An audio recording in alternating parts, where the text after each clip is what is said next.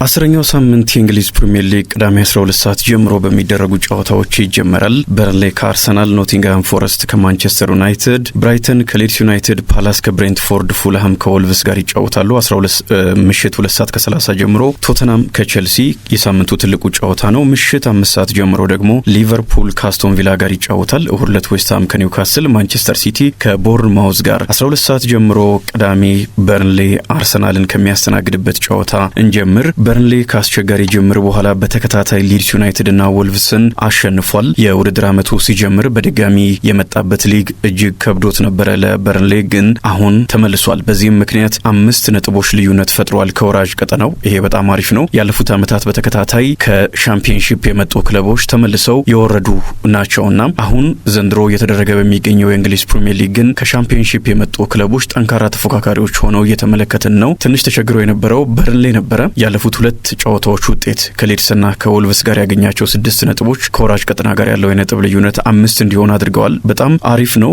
የቡድኑ አሰልጣኝ ስኮት ፓርከር አርሰናልን በተመለከተ በአድናቆት ቃላት ተናግረዋል። አርሰናል በደንብ የሰለጠነ ቡድን ነው፣ ለማመን በሚከብድ መልኩ ጥሩ የሰለጠነ ቡድን ነው፣ በእርግጠኝነት የቆሙ ኳሶች ላይ ጥገኛ የሆነ ቡድን አይደለም በሚል አድንቆታል። እንደሚታወቀው አርሰናል የቆሙ ኳሶች ላይ ጥገኛ ነው በሚል አሰልቺ የሆነ ነው በሚል የሚተቹት አሉ። ግን ደግሞ ጎል ማስቆጠሩ መከላከሉ ላይ ጠንካራ መሆኑ በፍጹም እንደ ድካም ሊታይ አይገባም በሚል ደግሞ የሚከራከሩም አሉ። ስኮት ፓርከር አንደኛው ሆኗል። የበርንሌው አሰልጣኝ የዚህ ሳምንት ተጋጣሚ ነው። ተጋጣሚን ቡድን ማድነቅ ያው ምን ያህል ቡድኑ ጠንካራ እንደሆነ የሚያሳይ ነው። አርሰናል በዚህ ውድድር ዓመት ከ14 ጨዋታዎች 11 ላይ ጎል አልተቆጠረበትም። ስለ መከላከል ጥንካሬው በተደጋጋሚ ተነስተዋል። እጅግ በጣም አስደናቂ የመከላከል ቁጥሮች ያሉት ቡድን ነው። 11 ጨዋታዎች ከ14 ጨዋታዎች ያልተቆጠረበት ቡድን መሆኑ እንዴት አይነት ጠንካራ ተከላካይ መስመር እንዳለው የሚያሳይ ነው። ግብ ጠባቂው በጣም አስደናቂ ነው። የ2 ተከታታይ ዓመታት የክሊንሺት ወይም የወርቅ ጓንት አሸናፊ እንደሆነ ይታወቃል። ተከላካዮቹ የተመሰከረላቸው ናቸው። በካራባኦ ካፕ ጨዋታ በእንግሊዝ ፕሪሚየር ሊግ እና በቻምፒየንስ ሊግ የሚጠቀምባቸውን ተጫዋቾች አሳርፎ እንኳን እንዴት አይነት ጠንካራ ተከላካይ መስመር እንዳለው አሳይቷል።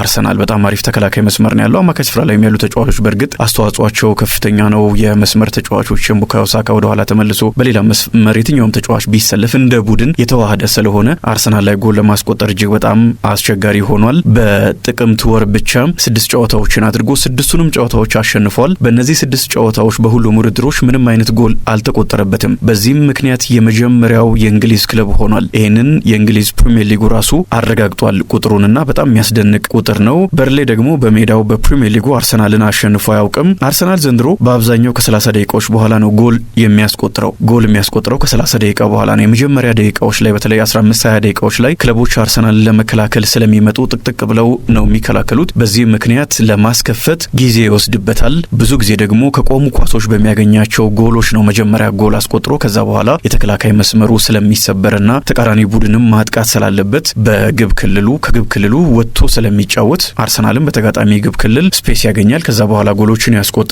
በዚህ መንገድ ጎልም የማይቆጠርበት ቡድን ስለሆነ ተጨማሪ ጎል የማስቆጠር እድል ነው የሚኖረው እንጂ አርሰናል ላይ ጎል ለማስቆጠር በጣም አስቸጋሪ ነው እና በዚህ ምክንያት ከ30 ደቂቃዎች በኋላ ነው የሞከረ ቀዳዳ እየፈለገ የቆየ በተለይም ደግሞ ከቆመ ኳስ ጎል ካስቆጠረ በኋላ ነው ተጨማሪ ጎሎችን የሚያስቆጥረው። ለአርሰናል ዘንድሮ በጣም አሪፉ ነገር ዲሲፕሊን ላይ በጣም የተሻሻለ ቡድን መሆኑ ነው። 9 ቢጫ ካርዶች ብቻ ናቸው ያሉት በ9 ጨዋታዎች። በአማካይ 1 ጨዋታ ላይ 1 ቢጫ ካርድ ማለት ነው በጨዋታና በጣም አሪፍ ይመስለኛል። ሚኬል አርቴታ ጨዋታውን በተመለከተ ማርቲኔሊ ከጨዋታው ውጪ መሆኑን ተናግሯል። ለዚህ ሳምንት ጨዋታ አይደርስም ብሏል። ሳሊባ ልምድ ቀጣይ ይመለከትና ውሳኔ እንደሚያሳልፍ ነው ያሳወቀው። ሌሎች የተጎዱ ተጫዋቾችን በተመለከተ መቼ እንደሚመልሱ በእርግጥ በትክክል የሚታወቅ ነገር እንደሌለ ተናግሯል። ግን ደግሞ ምናልባት ሃቫርትስ፣ ኦዴጋርድና ማዱዌኬ ከቀጣይ ኢንተርናሽናል ብሬክ መልስ ቡድኑን እንደሚቀላቀሉ አረጋግጧል። ስለዚህ ቀጣይ ይገኛል። በሚቀጥሉት ጨዋታዎች አሁን ያሉ ተጫዋቾችን የአርሰናል ደጋፊዎች የሚመለከቱት በጥሩ ሁኔታ እያገገሙ መሆኑን ተናግሯል። የሳምንታት ጉዳይ ነው ብለዋል። ከመቼውም ጊዜ በላይ ፉክክር ያለበት ሊግ መሆኑን አንስቷል። 12 ሰዓት በተመሳሳይ ኖቲንግሃም ፎረስትና ማንቸስተር ዩናይትድ ይጫወታሉ። ዩናይትድ 3 ተከታታይ የሊግ ጨዋታዎችን አሸንፎ የሚያደርገው ጨዋታ ነው። ኖቲንግሃም ፎረስት ወራጅ ቀጠና ወርደዋል። በተለይም በዚህ ውድድር ዓመት በሶስተኛ አሰልጣኙ ነው አሁን እየሰለጠነ የሚገኘው። ሸዋንዳይሽ ናቸው። እኛ አሰልጣኝ ደግሞ እንግሊዛዊ አሰልጣኝ ቡድንን እንዳይወርድ በማድረግ በመከላከል የሚታወቁ አሰልጣኝ ናቸውና ምናልባት ይህ የማንቸስተር ዩናይትድ ጨዋታ ለማንቸስተር ዩናይትድ ከባድ ሊሆን ይችላል። ሲቲ ግራውንድን ምሽግ የማድረግ ጉዞ ላይ ነው የሚገኘው ኖቲንግሃም ፎረስት። በቦርንማውዝ ከሜዳ ውጪ በሸዋንዳይሽ ስር ተሸንፏል። ግን ደግሞ በአውሮፓ መድረክ አሸንፎ ነው የመጣው ለማንቸስተር ዩናይትድ። ሊሳንድሮ ማርቲኔዝ የቡድን ልምምድ ጀምሯል፣ ግን በነገው ጨዋታ ላይ አይሰለፍም። ቀጣይ ጨዋታዎች መመለሱ በራሱ ትልቅ ነገር ነው ለማንቸስተር ዩናይትድ። ያለሱ 3 ተከታታይ ጨዋታዎችን አሸንፏል ዩናይትድ። እሱ ሲጨመር ደግሞ እዚህ ቡድን ላይ ይበልጥ ጠንካራ መሆኑ ግልጽ ስለሆነ ማለት ነው። ሃሪ መጓየር መድረሱ አጠራጣሪ ነው ብለዋል አሞሪ። ሌላ ጉዳት ደግሞ የለም። ከፎረስት ደግሞ ክሪስ ውድ፣ ኦላኤና እና ዚንቼንኮ አንድ አጥቂ 2 ተከላካዮች በዚህ ቡድን ውስጥ አይኖሩም። ይሄ ለመከላከል ለሚፈልግ ጎል እንዳይቆጠርበት ለሚፈልግ ቡድን አስጊ ሊባል የሚችል መረጃ ነው። ግን ደግሞ ባሉ ተጫዋቾች የግድ ነጥብ መውሰድ ማሸነፍ ይኖርበታል። ለማንቸስተር ዩናይትድ ምናልባት 4ኛ ተከታታይ የፕሪሚየር ሊግ ጨዋታውን የሚያሸንፍበት ጨዋታ ሊሆን ይችላል።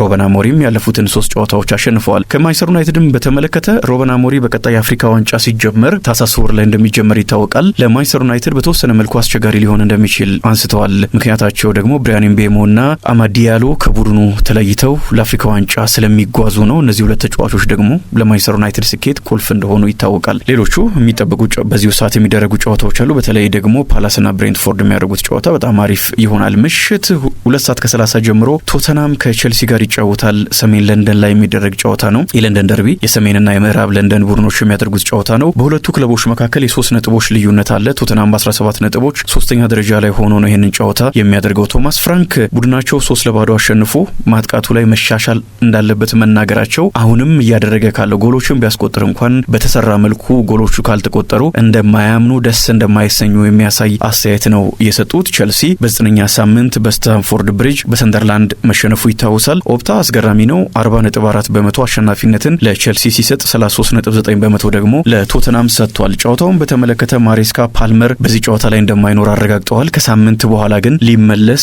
ይችላል ብለዋል። ደርቢ ነው፣ ከባድ ጨዋታ ይሆናል ብለዋል። ምሽት 5 ሰዓት ጀምሮ ሊቨርፑል ካስቶን ቪላ ጋር ይጫወታል። ሊቨርፑል በተከታታይ 4 የፕሪሚየር ሊግ ጨዋታዎችን ተሸንፎ ቪላ ደግሞ በተከታታይ 4 ጨዋታዎችን አሸንፎ የሚያደርጉት ጨዋታ ነው። ቶተናም እና ሲቲንም ረቷል። ቪላ በእነዚህ 4 ድሎቹ መካከል ጠንካራ ክለቦችን አሸንፏል። ባለፈውም ሲቲን ሲያሸንፍ ማቲካሽ ግሩም ጎል ማስቆጠሩ ይታወሳልና ከተንገዳገደበት የውድድር ዓመት ጅማሮ በኋላ ወደ አስደናቂ ብቃቱ ኡናይ ኤምሬ አስቶን ቪላን እየመለሱት ነው። ሊቨርፑል በዚህ ጨዋታ ላይ የሚሸነፍ ከሆነ ከ1953 በኋላ ለመጀመሪያ ጊዜ በ5 ተከታታይ የሊግ ጨዋታዎች የሚሸነፍበት ይሆናል። መጥፎ ታሪክ ሆኖ በአርነ ስሎት ስር ይመዘገባል። ግን ደግሞ ባለፉት 15 የእርስ በርስ ጨዋታዎች ሊቨርፑል 11ዱን አሸንፏል። አንዱን ብቻ ነው በቪላ የተሸነፈውና በቪላ ላይ የበላይነት አለው። ግን አንዱ ሽንፈት 7 ጎሎች ቪላ ያስቆጠረበት እንደሆነ ይታወሳል። ተጫዋች ጉዳትን በተመለከተ አርነ ስሎት ራቨንበርህ ተመልሷል። ከቪላ ጋር ሊጫወት ይችላል። ሁኔታዎችን ግን ማየት አለብን ብለዋል። አሌክሳንደር ኢሳቅ ለዚህ ጨዋታ አይደርስም። ኢሳቅና ከርቲስ ጆንስን በተመለከተ 99.9% ከቡድኑ ጋር የማይሆኑበት እድል እንዳለ ተናግረዋልና የሚገቡ አይመስልም። በቡድኑ ግን ደስተኛ መሆናቸውን ተናግረዋል። እሁድ 11 ሰዓት ዌስትሃም ከኒውካስል፣ ምሽት 1 ሰዓት ከ30 ማንቸስተር ሲቲ ከቦርንማውዝ ጋር ይጫወታሉ።